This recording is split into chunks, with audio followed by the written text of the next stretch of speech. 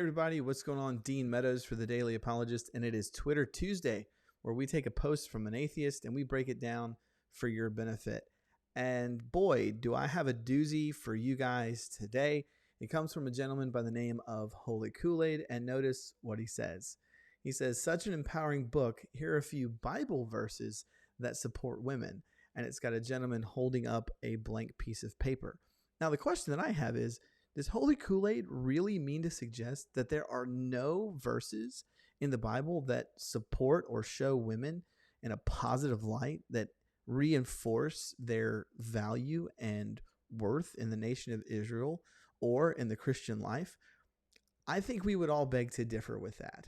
And for instance, what does Holy Kool-Aid do with these three women? Deborah, Ruth, and Rahab, clearly influential women in the life and the community of Israel, either militarily or spiritually.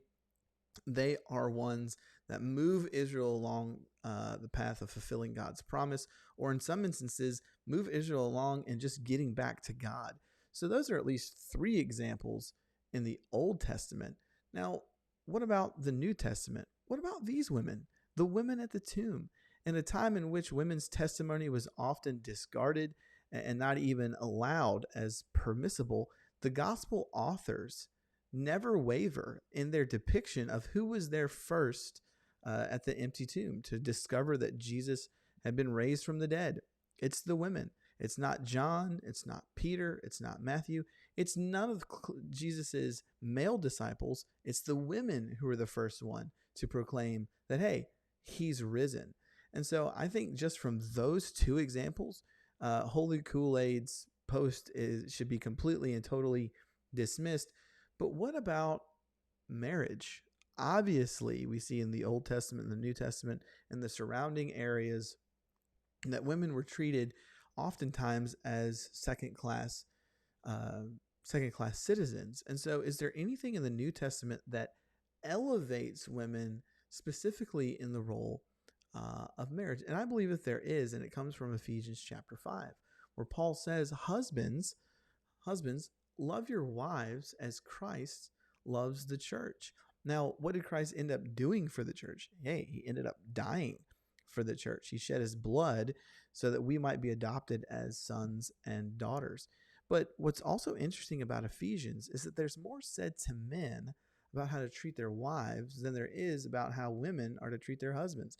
He goes on to say that nobody hates their own flesh, but they cherish it and they nurture it. And he's making that connection for the husband to cherish, nurture, and respect his wife. So when we see things like, hey, such an empowering book, here are a few Bible verses that support women, and the post is blank, and then we look at the textual evidence in the Old Testament and the New Testament, we can clearly understand that God values women, God respects women, and that both in the Old Testament and the New Testament, there are absolutely positively women who come to prominence that influence the direction of God's people.